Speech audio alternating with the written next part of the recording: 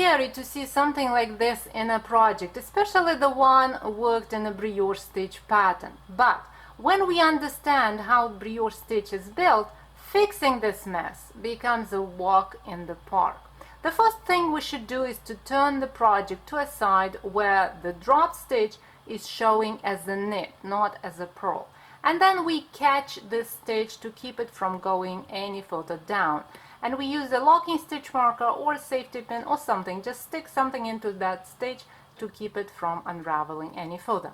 Now that the stitch is secured, we work to the spot where the stitch is dropped. So we use the regular brioche stitch pattern, nothing different here, and we work stitch by stitch until we get to the spot where the stitch disappeared and turned into this mess. And now we are ready to fix this stitch. We can do it with the knitting needles, but I'll use a crochet hook because it's easier to fix with a crochet hook and it makes it easier for you to see every step of the process. The size of the crochet hook is not that important. It could be a size, the same size as the needles, as is the case over here, or it could be a crochet hook in 1, 2, or even 3 sizes smaller. Here's what we do. We insert the crochet hook from front to back into the drop stitch and remove the locking stitch marker or safety pin or whatever it was. And then we find a strand that is the closest to the stitch. So this is going to be this strand. So we have the stitch over here. We have the strand that is the yarn over from the previous stitch.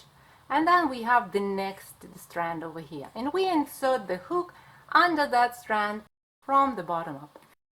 This is our brioche stitch saved. So the brioche stitch has 2 parts. It has the stitch itself and the yarn over. So we have both components sitting on our crochet hook. And now let's take a look at the strands. When we look closely, we'll see, well, yes, it is messy. No question about that. But we'll see that the strands alternate. There is a shorter strand and a longer strand, a shorter strand and a longer strand, a shorter strand and a longer strand. See? So each pair of these strands form one brioche stitch. The longer strand forms the stitch itself. The shorter strand serves as a yarn over.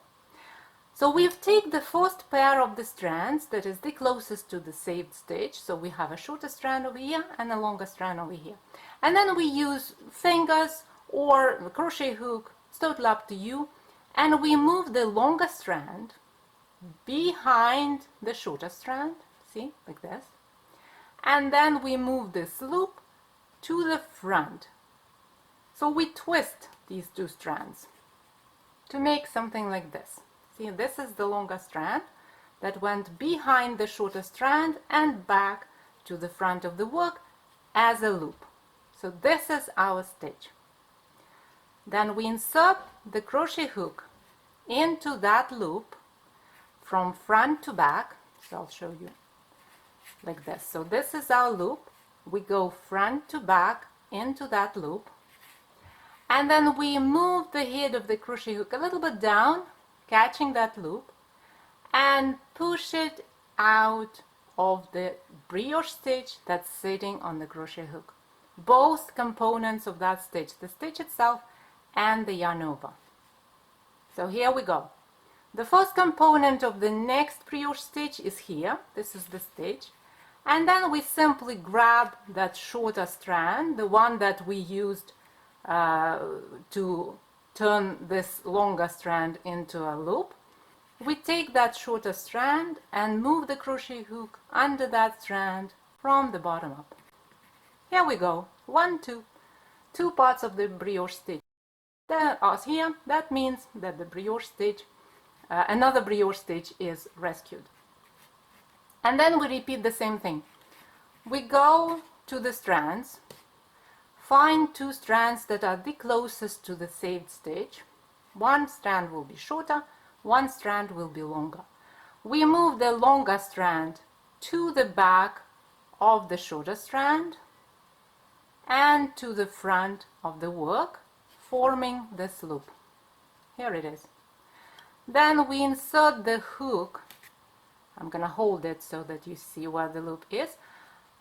Then we insert the hook from front to back into that loop. Turn the head a little bit down, catching that loop, and move it through the brioche stitch that was sitting on the crochet hook. And then we find that shorter strand again. It's right here.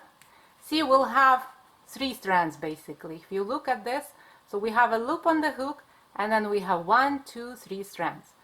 The first strand would be the stitch in the previous row.